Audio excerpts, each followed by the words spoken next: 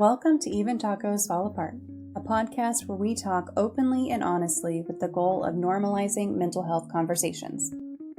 I'm MommaFoxFire, and today we're talking about rebuilding after trauma. Trauma does way more than simply live in your head. It can show up in your body when you tense up at certain sounds, or your body can manifest it in mysterious rashes, hives, or other random and seemingly unconnected ways. It appears in your relationships when you push people away without meaning to. It affects your sleep, your work, your ability to feel safe in the world. And the frustrating part is that healing from it isn't a straight line. You can be doing great for a few weeks, and then something small happens and suddenly you're right back in it. I know the word trauma gets thrown around a lot these days, and sometimes it feels overused. But trauma is real and very specific. It's what happens when something overwhelms your ability to cope. It could be a single event, or it could be years of smaller things that build up. It could be losing someone you love, experiencing violence, going through a serious accident or illness, or surviving abuse. It could be watching someone you care about go through something terrible and feeling helpless to stop it. You don't just bounce back after a major trauma happens. You don't return to the person you were before. That version of you doesn't exist anymore. You have to figure out who you are now with this experience woven into you. You have to go about rebuilding in a way that makes sense for you, and it can feel impossible to find that first step. Having to rebuild doesn't mean you're broken. You're working with what you have and trying to create something that feels livable again. Some days that looks like going to therapy. Some days it looks like getting out of bed and considering that a win. Some days it looks like finally being able to talk about what happened without feeling like you're going to fall apart. The truth is that most of us will experience some form of trauma in our lives. The statistics on that are sobering.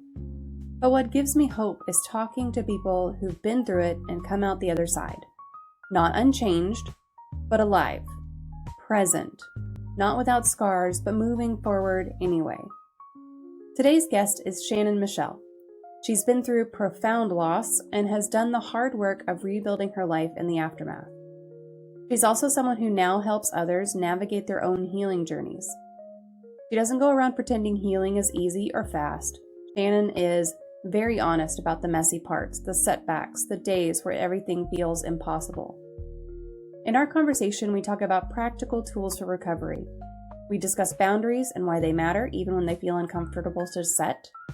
We get into the shame that often comes with trauma and why that shame is yours to carry.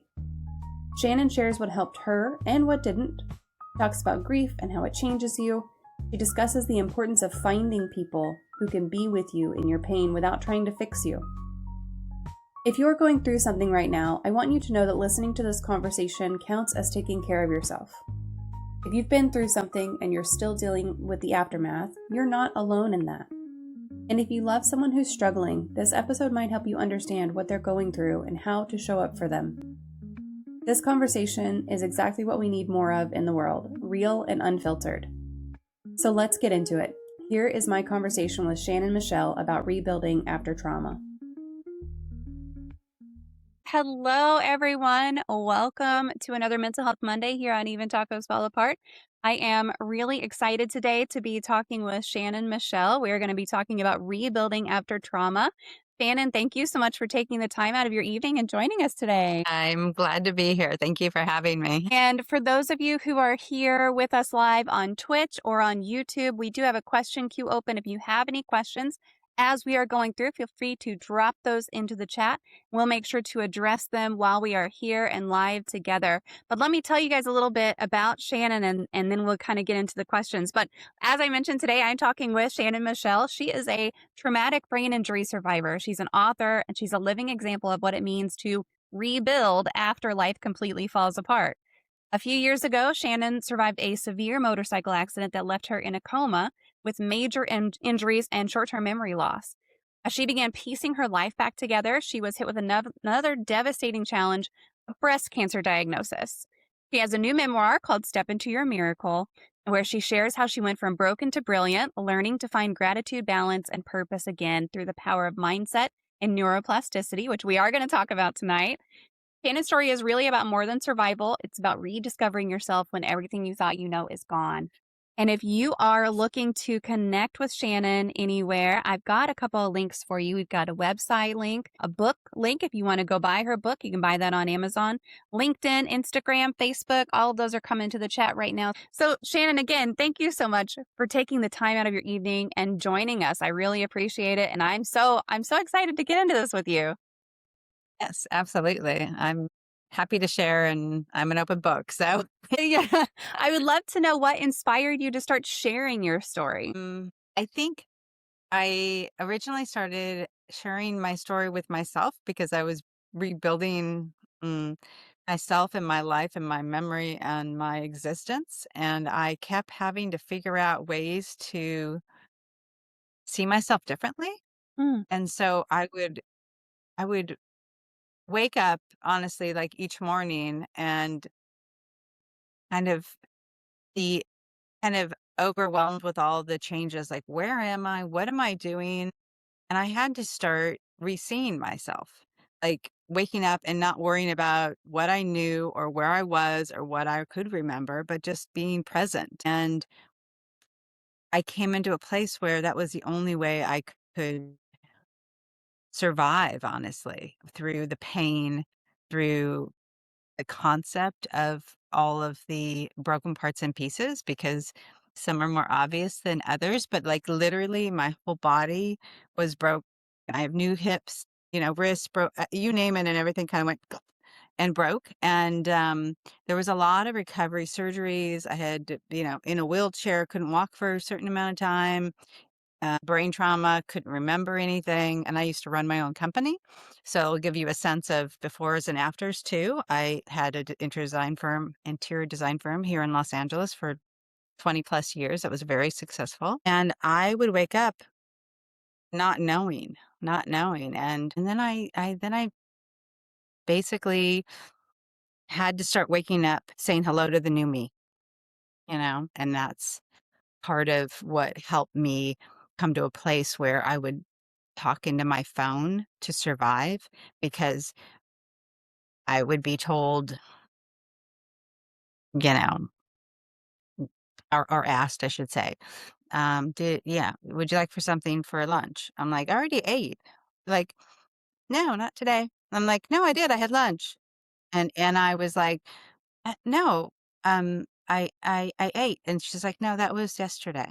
Okay. And so they had, it was like this cycle of kind of relearning that I didn't know what was happening mm, over and over. And all I could do was grab my phone, talk into it, and take pictures of everything to remember my existence. And that's where all of this started, is that I was just trying to share to myself how I can survive. Like, okay, what do I remember? What did I do? And that over and over again showed itself and kind of guided me through the pain, whether it be mental or physical, because it was both. It yeah. was all kinds of layers of of pretty severe trauma, you know? Mhm. So I don't know if Yeah. that answered your question. So you're telling the story to yourself over and over, and you're helping to rebuild your own self back up. What made you want to take it to a broader audience? What made you want to start sharing it with other people? I had a really amazing moment where I woke up and I would say, being spoken to or through, but I woke up just like, finish your book. And I remember shaking my head, and I kept hearing that a few times. And I'm like, I called my best friend and I said, I don't, I know I'm learning to read, because I had to learn to read again. I mean, learn everything. I had to learn Yeah. how to use my phone, how to read, you name it. It was a reboot. And I'm like, I'm learning to read, but I can't read a book yet. And I said, so, finish your book. And I said, I don't get that.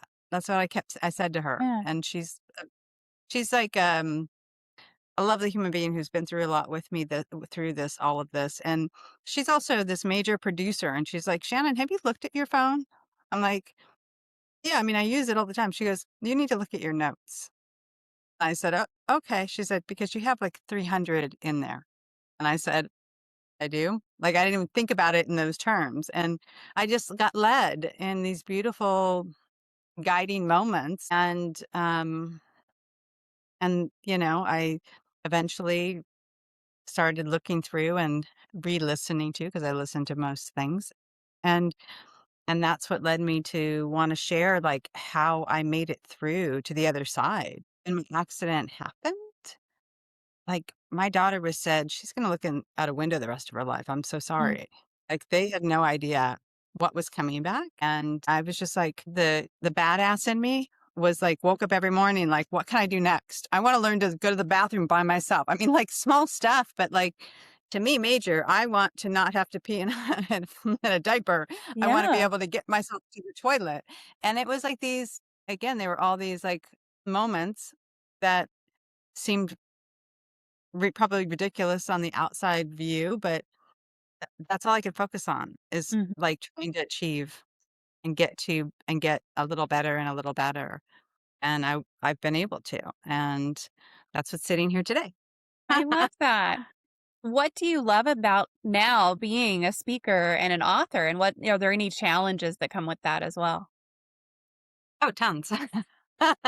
Tons in the sense that uh, I still deal with a lot of short term memory limitations. Mm, So mhm. I know to be able to live my life, I have to do certain things that to remember and to note and to make important things in my brain recovery. And that I've had to get comfortable with the idea that if I don't do things a certain way, I might forget. And it's okay Mm, that I forget. And it's okay that I have to start over or I have missed something. And it's giving myself so much kindness in living my life. And that part is probably been that was the hardest hurdle to get over-ish at this point. I'm sure there will be many more, but, that was a difficult I don't know. I say that it was difficult, but it wasn't not because I had to do that for quite a while around a lot of recovery, so I think I got comfortable in being the new me, yeah. and I think all of us, hopefully can learn to see ourselves differently each day, be able to give ourselves the freedom to see ourselves and not worry so much about what has happened or what's going to happen, what it is happening. And that was that was a big lesson for me. This present moment is all I care about. This conversation is all I care about. But the befores and the afters, I can't focus too much on because that gets messy. Yeah. Do you think being a speaker gives you any is that an advantage for being a speaker? Just being able to be so present in that moment and I think focus in on that one thing at a time, and because I mean, I a lot found of us have that background noise that's constantly going, and we are thinking about, let's think about earlier today, let's think about later, and being able to just kind of befores and zone afters. in. Yeah, yeah. It's a gift. I mean, for me, it's a gift. My as horrendous, let's say my accident was, it was a gift because it allowed me to slow down and see myself clearly and in a different way and say that teaching myself, which my goal is to hopefully help others learn to live present moment by moment instead of and it's not confused by, but it's just we get a lot distracted by the Yeah. befores and afters of everything. And if we can focus on the here and now for any part of our life, especially for me, what I found is a good way to kind of continue in my life was anything that would come into question, like relearning something or who to talk to about something, any of that, I would I would have to just kind of came to this place. I did come to this place where and I'm doing it right now. I'm shutting my eyes because sometimes I need to block the distractions that my vision gives me.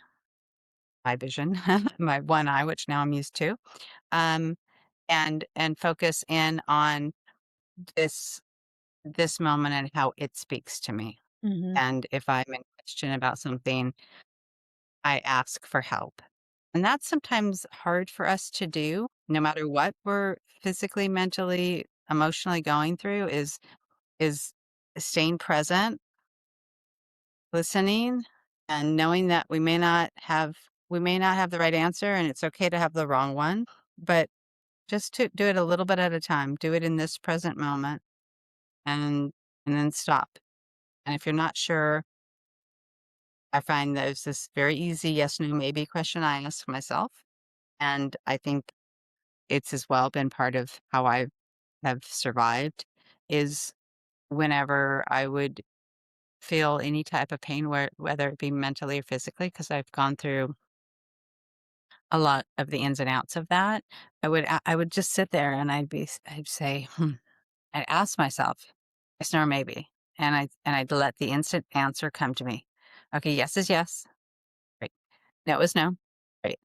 Maybe is not right now, and being okay with those answers when I felt confused. Hmm. It's a simple thing, and so we could do it right now with you if you want, like, something that comes to mind that's in question for you, and you internally asking yourself, yes, no, or maybe. Let the answer come. Could be any part, anything, and then getting comfortable with that being the right answer. Yeah. Very much just kind of sitting with it and sitting with that gut feeling, that intuition. I had to relearn to trust my gut and to trust my intuition after some things that I went through. And it was very much like you do kind of have to sit there with it and be like, okay, because I'm going, is it a yes? Why is it a yes? Like I'm trying to put all Yeah. that logic behind it. And sometimes it's hard to just go, no, it's just a yes. Or no, it's just a no. And that's hard, Yes. especially if the no is impacting someone else. I have kids, everything. And it's like, if that no is impacting someone else, just having to say like, nope, no is no. That's it. That can be really difficult for me. It was really difficult for me. I've gotten better with that now, but it took years. It took years for Yeah. me to be okay with sitting with that. When you were just saying that, what the question that came to me, which came to me often, was it didn't come to me often, but I had to learn it, was my self-care. My self-care became my first and foremost. And I remember a therapist at some point saying, because I was so worried about how I affected everybody and how this hurt everybody and how can I fix it and how can I do better? And she said, "Shannon, just focus on right now, this right now, not what happened, not the accident, and not what you get in the back end, but just focus on right now." And I will never forget that because that was like over and over in my head about staying present. And so as a parent, I do try to make sure that my kids understand that like yes is yes, no is no. Maybe is either not right now or leaning one way or the other, but you need to figure it out. It can be hard to explain to them like yes is a full sentence and no is a full sentence. And if you want the logic behind everything, we can talk about it, of course, because my kids always have the right to question me. That doesn't mean I'll change my answer, and I almost never change my answer. But they can talk through it. But it can be really Uh-huh. difficult to within yourself. And you brought up self care. For me, Yes. whenever I was first trying to implement self care, my therapist also was like, nope, self-care is not optional. Like self-care is something you have to do or parts of your life Necessary. are not gonna yeah, parts of your life are gonna not be what they should be. And so just being able to say like, okay, yes, I am gonna do that today is really difficult sometimes. So I get that. Yeah. Yes, yes. But it's the most important, and I still have to find myself reminding myself that my self-care, because the other part that she put on that, which I'm sure you have heard before, is that, the more self-care I give, the more I fill my cup, the more I Yeah. have to give. And that's something we forget, especially as mothers, or as a very intense businesswoman and, taking care of others. I was so good at in my interior design firm, in my life, all my decisions, all my employees. Like I loved taking care of others, but my self-care, that was not really a priority. And I needed to learn how to do my self-care first to be able to Yeah. give to others bigger and more impactful in a way. So, yeah, I think It's easy to put it kind of back burner.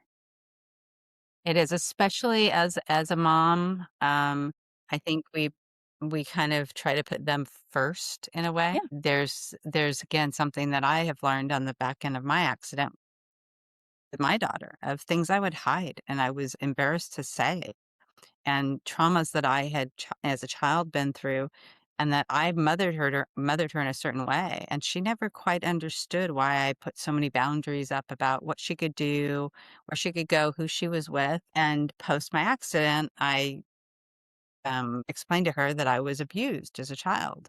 I never wanted her to be abused. And I wanted to make sure I put up all the boundaries to make sure she didn't get abused because I think I had some control. I mean, we do, but I think I overprotected her Yeah.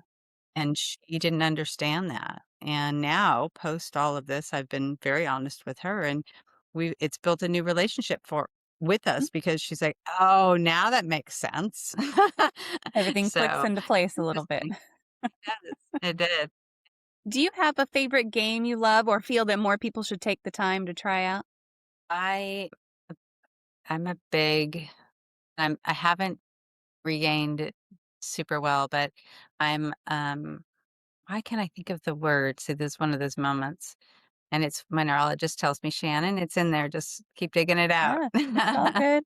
We're not in a hurry here. It's just fine. No, I can visualize it, and I can't think of the word. Backgammon. Thank you. Oh, There we go. okay. I was a big backgammon player when I was growing up and as a young adult, and I have always loved that. And so I do it a little bit, but my goal is to do it more again. But I love the concept. It's simple, but I like that again, it takes another person. You could do it online, but that's I think one of my favorites. It Yeah. will be again. Yeah. Yeah. Backgammon is one that I know I've seen it. I've never thought about that you could play it online though. Like that's not one that I've ever considered that they would have something online, but of course they would. Like why wouldn't they? I guess you think they have everything online now, but Yeah. yes, I haven't Yeah. done the online version. I have the boards, and I love the concept of, like, opening it and placing everything in its right places, but yeah. Does your daughter play with you? That's okay. No, I mean, she had My kids won't play some of my favorite board games with me because they're like, "No, mom, you're ruthless. I'm not going to do it." no, she doesn't. It's a good question, but no, she doesn't. Yeah. Yeah. I mean, we used to play tons of, obviously, games as when she was a child, but yeah, not I think she knows how to, but that's a good question. I'll have to try that again and see if she will play with me. I like it. Yeah. I just picked up a new two-player game that I play with the kids and the kids will play with themselves. And it's really cute and really simple. And it's Huh? called Boop, BOOP, but it's Okay. cats. And it's cats on a little Oh, mattress and they're bumping each other around. It's a very I haven't simple game. It's really well designed and the rules are very fun. And it's one of those things that it's like the kids just have a blast with it. And it only oh, takes, 15, 20 minutes to play one game with one other player. And it's uh-huh. really adorable. So if you have someone who is like, I don't know, board games, I don't know, that one's a really I good know. one to be like, wait, hold on, I have a fun one. I like it. I like that. I'm gonna make a note so I don't forget. Yeah. Spell It's it really for me. B-O BOOP. Just like you boop someone on the nose. That's what it is. It's uh, really adorable. thanks. I like it a lot. Can you I'll try it, let you Yeah, let me if you do try it, please let me know. And I am in no way know. affiliated with this game. I wish I was, so that I could be like, "Yeah, this game is great," and I helped with it. No. But it's fantastic. If you try it, please let me know what you think because I think it's wonderful. Thank So, can you take us back to the day of the accident and also kind of take us through what your recovery looked like in the early months? So, with my brain trauma, it was so severe that I have no memory of my accident, Mhm. which is a good thing. I don't want that back because Yeah, no. what I've been told is, messy, gnarly. Like, I don't ever wanna the memory of what has happened to this body and this brain because I was in, again, a motorcycle accident. There was somebody on Pacific Coast Highway did an illegal U-turn, went into me so severely that it threw me up in the air like 30 to 40 feet, popped me first back down on the ground to the point where I probably shouldn't be sitting here. But there happened to be an EMT on the beach with his wife who ran up.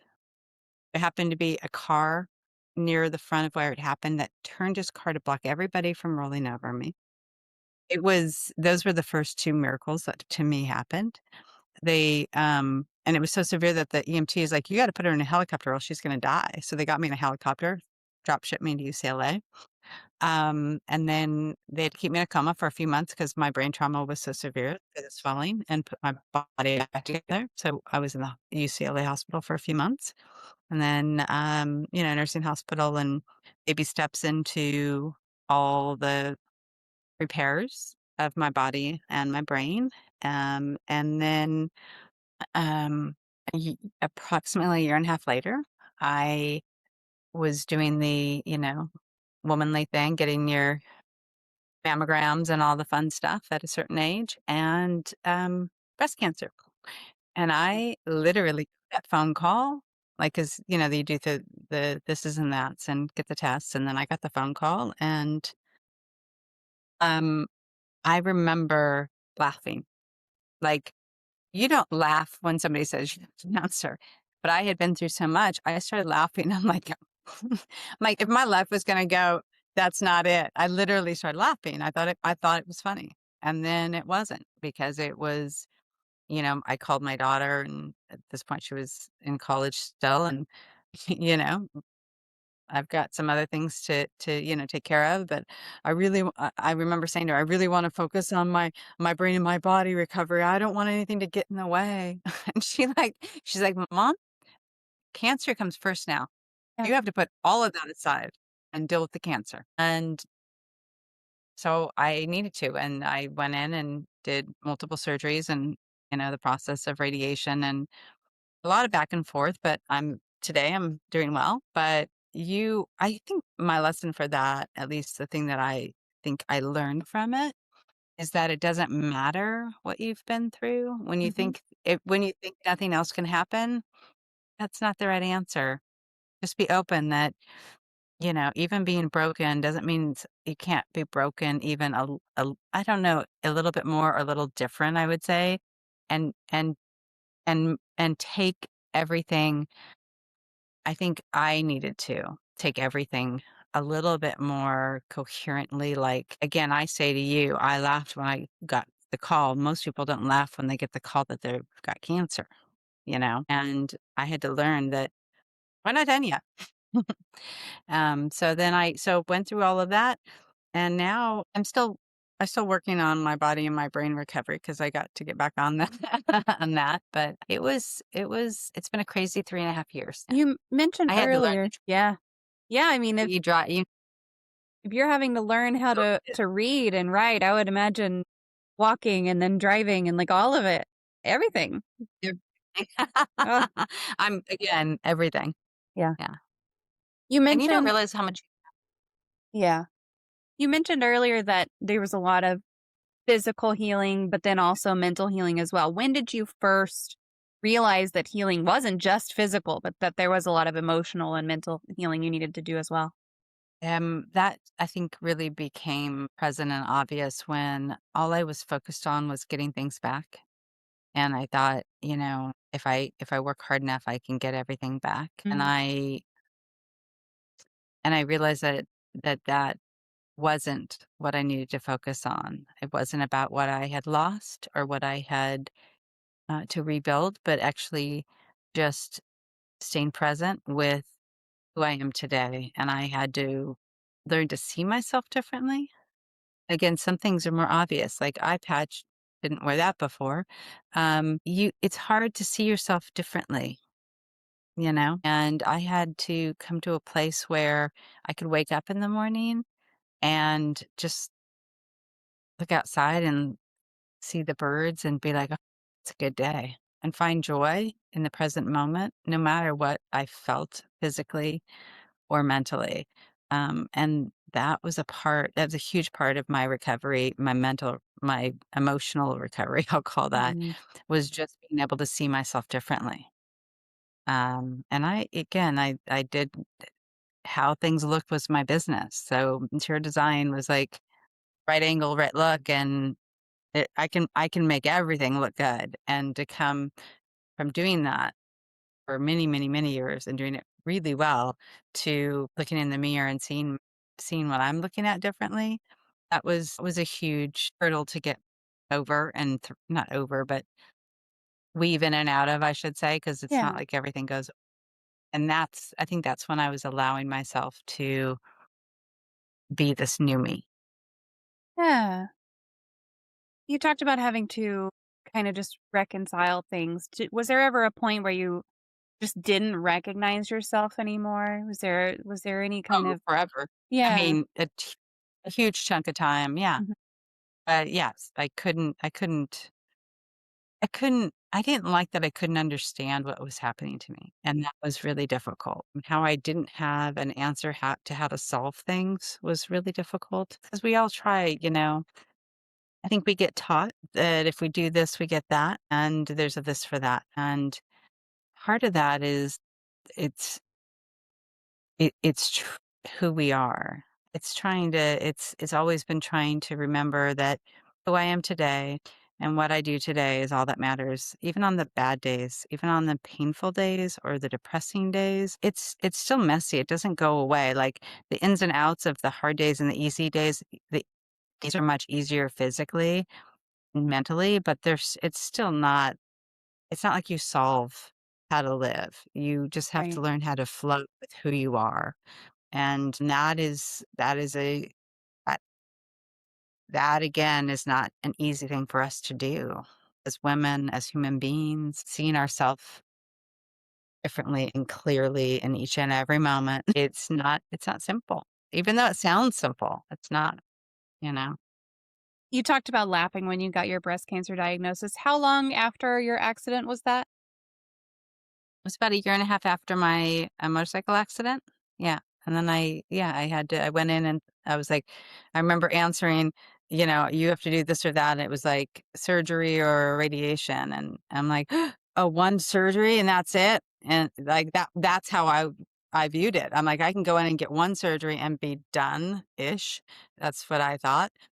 Um, and and then it was messier. Like, they went Yeah. in and they, pulled out what they could, but then there's, like and I also, I don't know how to call myself at that moment.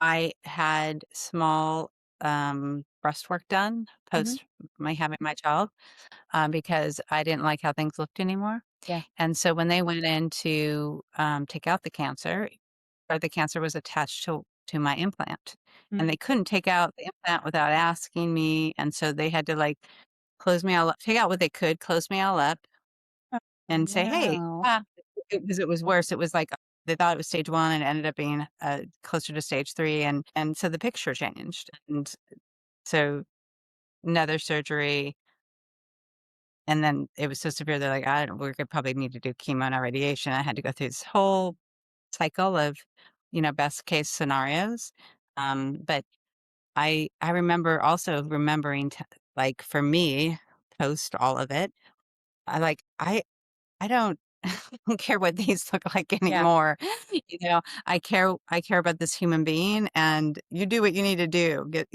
but less surgeries, less action as far as what I need to do to fix it, let's do that one, um, and that's again, it's different for all of us, how we perceive ourselves can get very messy and get in the way, and I think that's, again, a difficult way to live, but it's Yeah. hard for us as human beings in this world of what we see and what we think and what we want, that we put priorities on things that aren't super important, and I don't do that anymore, which I love.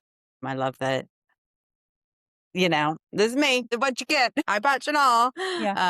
Yeah. Do you think that the journey you were already on, do you think that helped prepare you for getting breast cancer and or recovering from the surgeries that you went through? Or were there any not benefits to already having There gone were, through so there were. much, but yeah. Well, the benefit was, again, that I thought I was good. I thought that nothing more could happen so Mhm. severe. Like that, after everything this brain and body had been through, nothing could be worse than that. But something can, and again, the lesson was that don't take your life as fully done. You're still learning each and every day. And I think I had thought that I was done, that I had survived. I'd been through the worst. Um, and that was enough. And now I don't. Like now I just assume that this moment is perfect. This moment is for today. And tomorrow's gonna be great or not great, but I have no idea. And I can't do anything but be the best I can be today to be the best I can be tomorrow. And that's, there's strength in that. There's strength Mhm. in that philosophy.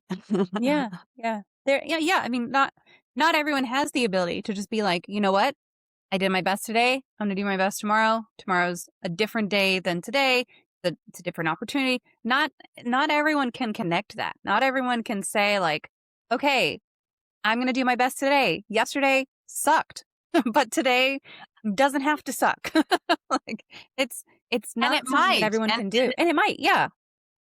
well, and the acceptance of it sucking is that was actually another thing that was really given to me is understanding that the dark and the light, the heavy, the painful, it's all it's all it's all equal. Like there's the bad days are just bad days, but they also teach you. You also gain from all of all of that. And so it's the dark and the light in each of us that I did not know how to see myself as dark or see the darkness that had happened already to me, like even with my abuse as a child. I hid that. Like, if I can hide that, Yeah. nobody can see it, that'll make it better.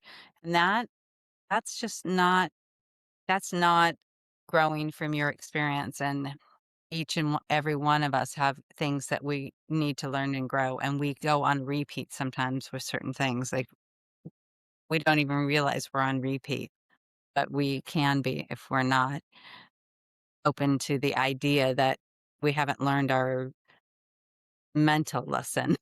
Yeah. You know? I know that you have also focused a little bit on neuroplasticity, which is the brain's ability to rewire and adapt, and for obvious reasons, right? How did the idea of neuroplasticity change the way that you approached recovery? I know he wants my attention. He he's in charge. Yeah, I know, I know. Cats always are. But how did The neuroplasticity? How did that play into your approach to recovery? so amazing neurologist, like just my brain doctor. And again, it's one of those things that you hear and you don't realize, but you have to keep remembering. It's like when you learn a lesson and you have to keep remembering that lesson is he kind of was just like, Shannon, it's all in there. Just keep digging it out. And when I get frustrated that I can't remember something or I can't do something or I'm learning something that seemed so basic before, I just have to keep saying, it's in there.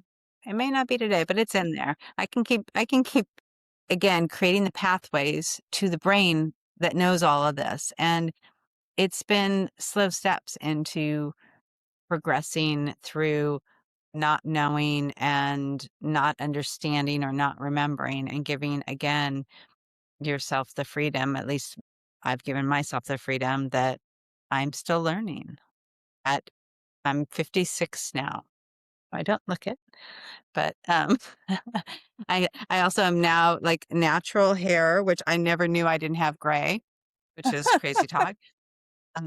I used to be a redhead. You have to look at some images of me before my accident. But yeah, where was I going with that? Neurologist. So, um, basically creating the new paths to what's already in there is what I try to teach myself to keep remembering that it will and it has gotten better and better as I keep progressing in my life. And I think that's with anybody dealing with any brain trauma, no matter, traumatic brain injuries, they can come in from so many different levels for so many different reasons. But you know, giving yourself the understanding that it's okay to be different. You may remember, you may not. You may learn, you may not. But it's a spiritual lesson as well. For me, I sit with a lot that things are spoken through me and to me, and I listen to not always now the words that are said or the things I can remember, but the intuition of being present, and that speaks loudly to me. And when I focus on just that, it empowers me. It gives me strength. Yeah. It sounds like you really just know that your brain has what you're looking for and you're just helping it build those pathways again, which is something that I feel like if more people understood, like yes, your brain has it. Your brain has those lyrics from 2000, but it also has the math from 2000 from when you were in school, and like Yeah. it's Yeah. all in there. Dig it You just out. have to figure it out, dig it out. Exactly. Yeah, yeah. But I can't stress, you mentioned having a good neurologist. I can't stress Yes. how important a good neurologist and a good therapist are. Like for me, the biggest thing that's made an impact for me is finding a good therapist. For my son, for my 12-year-old, the biggest thing that for him has been finding a good neurologist. And once you Yeah. find that good provider who is really going to help you get on your level and understand and help you figure things out for yourself and just be there to support you, like those two things, GPs and OBGYNs and like all these different things. Well, for my grandfather, it was a good oncologist, right? So I guess it depends on what you need. I don't necessarily need a good neurologist, but my 12-year-old having Tourette syndrome does need a good neurologist. And so it's like, you got to figure out what provider is the most important to you and which one can make the most impact. But just getting a neurologist who will get on your wavelength is really important. Huge. It's huge to be seen and understood, Yes. no matter what your brain limitations might be. And we all have brain limitations, no matter what we've been through. It's important. And there's a, and you kind of think like neurologist kind guy. Not always. You think that maybe if they're working on the brain, how can they really have like the softness to Yeah. understand what you're going through? But they do and they can. So if Yeah. you're in the hands of somebody that doesn't feel that way, move on. Find somebody who sees you and can communicate to you with your needs. And there's so many different variations of those with the brain. Yeah. Yeah, I personally am very grateful. He actually did this beautiful quote that's on the cover of my book that I'm so proud of, that he can't even believe my recovery. And he's like, "Whoa, let's make sure this is seen. Let's get this out into the world because this was not going to happen." Well, he didn't say it's not going to happen, but he always continually gets surprised at my recovery. And again, I that love that. support alone, Mhm. yeah, it fills the heart. Just the recognition of like someone else validating how far you've come and how much you've achieved has got to feel fantastic. Yeah, it does, it does. How do you handle now when your brain injury or PTSD symptoms or anything like that? How do you handle when those flare up for you? Good question.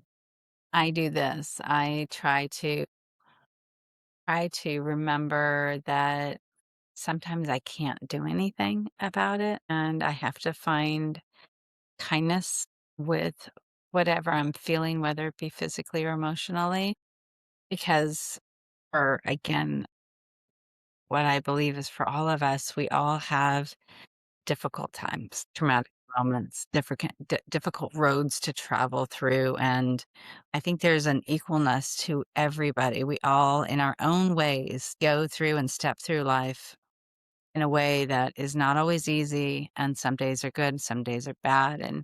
And none of that goes away for any of us. We all are sitting here doing the best we can. And that's having the I'm doing the best I can today attitude for myself, even when it hurts or it's upsetting or I don't understand it. I still have to just sit with that bad day. And then just I wake up sometimes the next day and be like, okay, we're gonna try this again. And then, and sometimes that will extend a little bit, sometimes it won't. But again, seeing ourselves new each day can be a good way to start our day, and just not waking up with what has happened being who we are, because that's not always easy, but Hmm. it's there's a freedom there, I think, and I think you do as well. There's a freedom and not holding on to so much stuff befores Yeah. and afters. At least I feel that. I don't know if you do, but, Definitely, yeah, definitely yes. yeah. Yeah, because I mean, everything you've been through, sure, it influences who you are and how you behave and how you react in some situations. But you also have to remember every moment of every day, the words you say, the things that you do, that doesn't make up who you are. That's not necessarily your character. The things that are happening around you are what is building your character. And it's how you interact with the world. And everyone's going to make mistakes. I actually just had this conversation with my 12-year-old not long ago because of something that happened at school. I was like, look, everyone's going to make mistakes. Everyone's going to say things they don't mean. Everyone's going to do things that they don't really mean. Everyone's going to have something happen where they look back and they go, oh shit, I wish I hadn't done that way. And it's how you act after that that really builds your character. But you have to move past it. Like you have to move through it and you have to move past it. And I don't Yeah. know if he took that on. Obviously, he's 12. Like, it's hard to take things on and learn those Hard lessons. to But not hold on to things if yeah. yeah, yeah, very much. Even the idea to teach your children to not hold on to everything Mhm. so tightly, that's that's a gift that you're giving him. Like learn that this will pass or mistakes will happen and we none of us are perfect, that's for sure. Yeah, yeah. And You know, also very much like yeah. do as I say and not as I do, because I hold on to everything. I So you try not you to. have to learn here. Yeah, but I think again with no matter how you twist it with raising children, we learn about our limitations and our Mhm. difficulties, and we still need to grow and learn from who who we are and how we respond within that world that's teaching us about ourselves Yeah. just as much as we're trying to help raise them in a certain way. They're helping raise us back in a way to me. I mean, that's I think what we gain from that as well. If we keep our eyes open and accept that, that life isn't always easy and no, we don't have the right answers, but boy, that was a lesson from a 12-year-old, you know? Yeah. Yeah.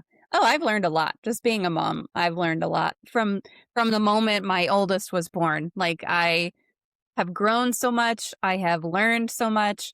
And I've, of course, have it hasn't always been easy or rosy or anything, but yeah, it's taught me a lot. A lot more than I would have learned if I hadn't had kids. I feel like Yeah. sometimes that's not a It's good thing, but sometimes it's a great thing. sometimes it's not easy, and a lot of times it cannot be easy, but I think that's the beauty too of life, if you can look at your life no matter what is in it, whether you have children or don't have children. Like, for me right now, I'm looking forward to having a partner again. Like, I've been living my life, um, in a very single way, Mm, and I look forward to, like, sharing my life with somebody, and I think that I think that I had one of those moments again where I got lost. that's Sorry. okay. No, that's fine. Yeah. Oh, I'm back. Is that um is that there's see, I got lost again. Darn it. That's all right. That's okay. I know. It is. I have to give myself again kindness when I'm like, I had something important I wanted to say. Yep, yep. Where'd it go? If it comes back up, it comes back up, and that's all right. But yeah, I mean, Exactly. it's very much there's a lot you can learn no matter what is happening in your life. Kids, no kids, anything, any situation that you're in, there's a lot that you can learn if you're open to it. Yes. Yes. We're all yeah, we're all here for some reason or another, and being open to it and gaining and learning is not always easy, but it definitely there's a beauty to it if you can put that as your goal. Like, Yeah. what did I need to learn from that? What did I gain? What can I teach? What can I share? And again, that's why I wrote the book I wrote is like I woke up from such chaos and trauma that I wanna help others. That's my only goal now. I am now a, person who I'm disabled still. It's not like, I have limitations, and I was just like, "I wanna help others.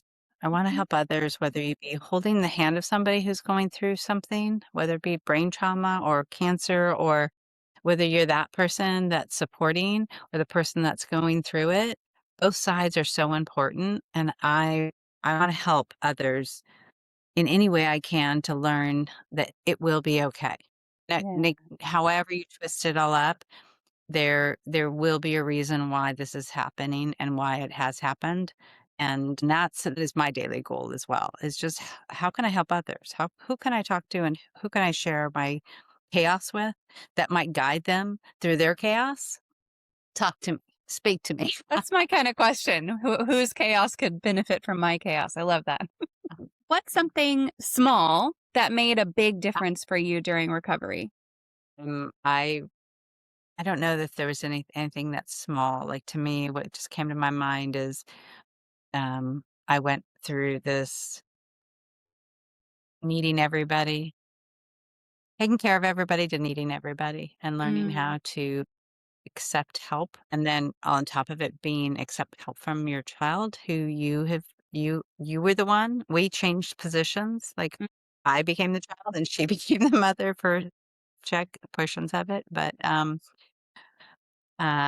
there've been big ones that have honestly influenced my recovery, and I hopefully never forget how to stay open, how to be so broken and so beautiful all at the same time. Seeing myself again, this new fabulous me, fabulous today, maybe not yesterday. Yeah, yeah, yeah. See yourself, see yourself. Like try to do that when you're watching this. Just see yourself. Don't try to be anybody but you. You're perfect, just the way you are. Broken or not, and we're all broken. Be okay with being broken. If there's someone listening who is still in the middle of their own healing, what's something you wish someone had told you back then? I would say the biggest thing is that it's okay to need and to find um find your vulnerability to be able to continue to heal, be a mess, be broken, but know that there's people that, including yourself, that can self-care and love you and help you through whatever it is that you're going through. I think that's so important. That was my self-talk. You're gonna make it through this, Shannon. No, yes, no, yes. Give yourself the freedom to go back and forth on not having the answers. It can be really hard to be okay with needing. I mean, of course, in the instance that you were in, it doesn't sound like you really had a choice, but to need I didn't. people. If someone's in a situation where they don't have to rely on other people, are there any Mhm. tricks to being okay with needing other people's help? Again, that goes back to your self-care. Like each day, like each moment, like when you have something come up, like you think of something that's difficult for you to make a decision or the situation, and then just like go back to like staying present. Like I'd like a drink of water. I'd like a cup of tea. I need to feed my dog.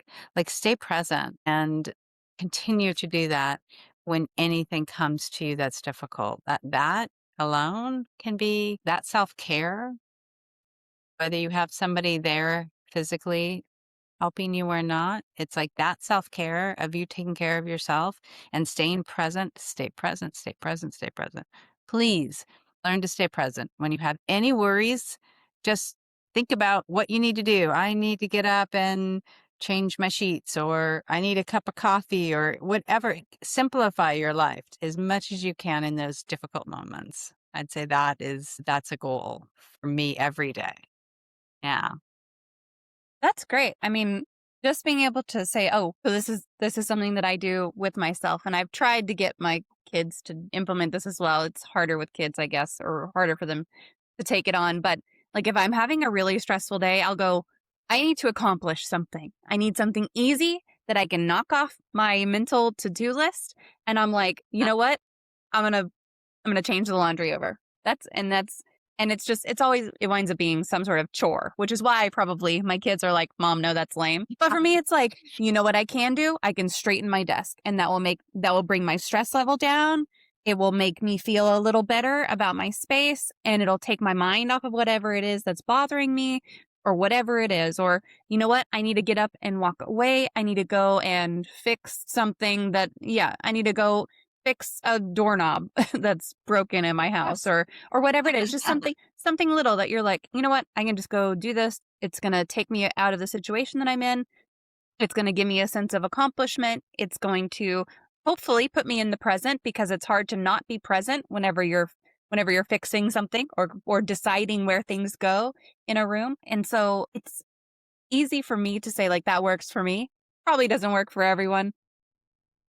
I'm But mostly it's some basing that on my variation of kids, that. but yeah. But I mean, some variation of that I think does work for everybody. I mean, you're taking it within the realm of your existence Mhm. and what's around you. And I think all of us do that on a daily basis. And it makes us all so unique. And it also makes things so difficult because we are might be different than others. We might want to do Yeah. things a certain way. And, it's the freedom that you just talked about is that brings you joy.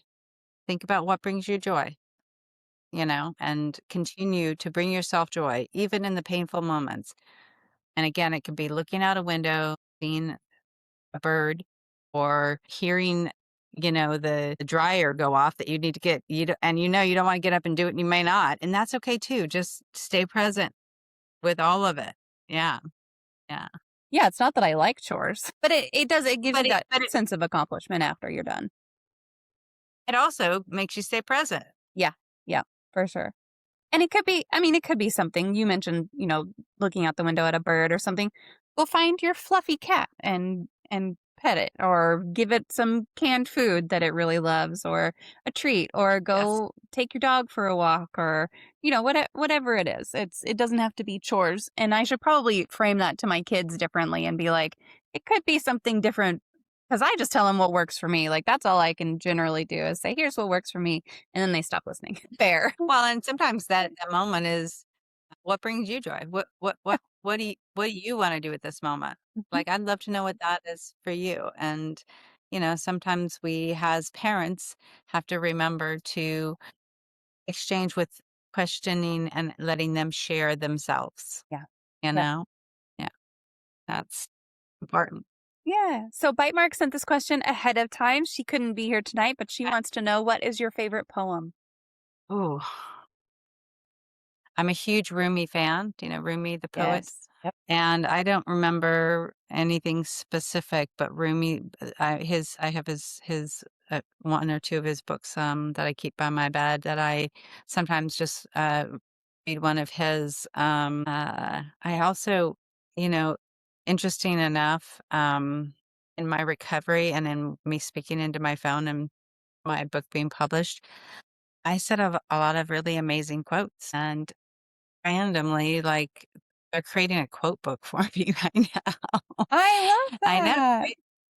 I do too, and I look at them, I'm like, "Oh, that's good," and I'm like, "I said that? Oh, I did, wow." So it's like, I appreciate it, but I even question, "Did I say that?" "Well, yeah, it's sitting right there, you said it into your phone, we printed it out."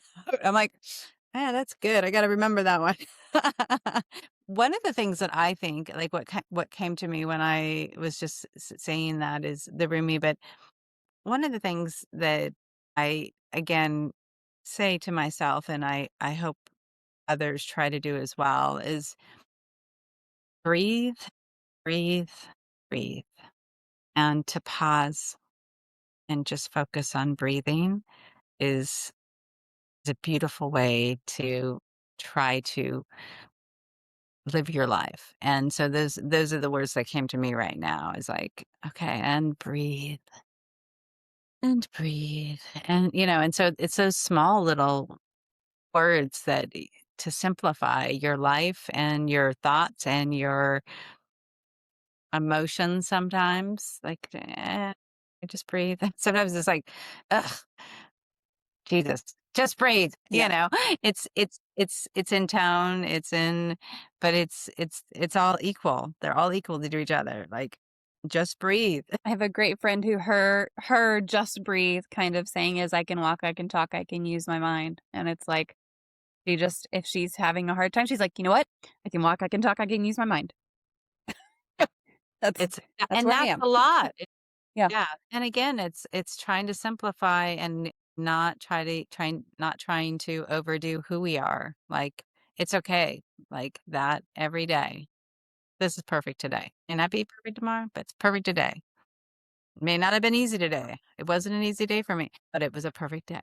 And I'm going to do some more tomorrow and giving ourselves the space to try again, you know? Yeah. Yeah. We are coming up on the last couple of questions. So, folks who are here in the chat, if you have any questions for Shannon, feel free to pop them in there. We'll address them while we're here. But, Shannon, what is your favorite life hack? Life hack. What do you mean by that? It could be anything, any kind of shortcut or skill or method that helps with some part of your life. It doesn't have to be anything specific. It could be talking into your phone, you mentioned a couple of times, or using a certain kind of app, or bouncing batteries to see if they're still good. Again, mine that we spoke of as well earlier is that is stay present. Yeah. That's my hack. Just continue to stay present and in the moment, and not try to overanalyze and overthink what you do or don't know or what will or won't happen. Just stay present.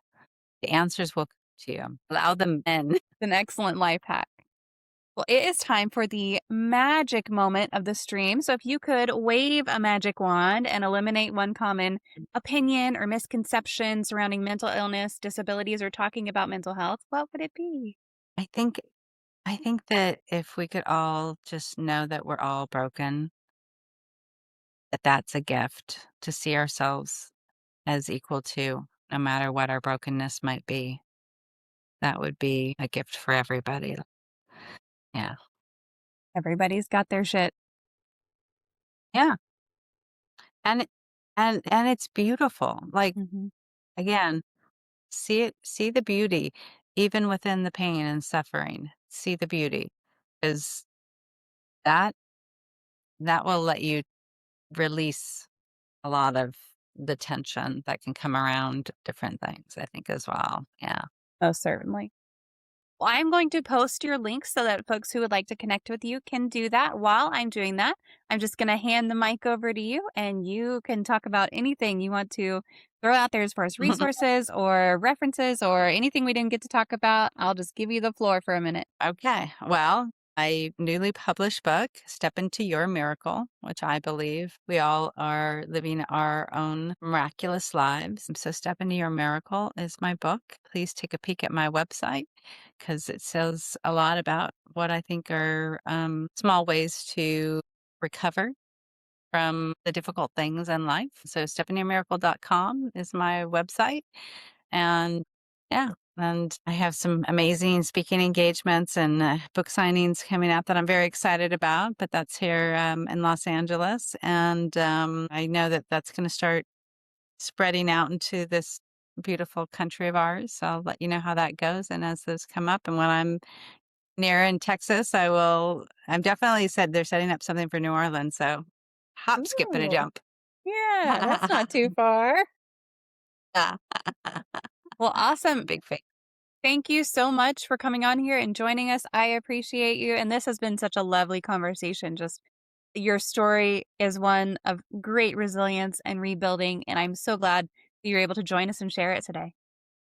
Thank you. Thank you for having me. Absolutely. Bye, everybody. That was Shannon Michelle talking about rebuilding after trauma.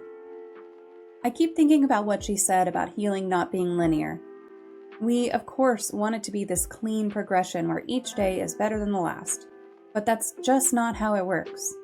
You can be doing great, and then something triggers you, and suddenly you're back in survival mode.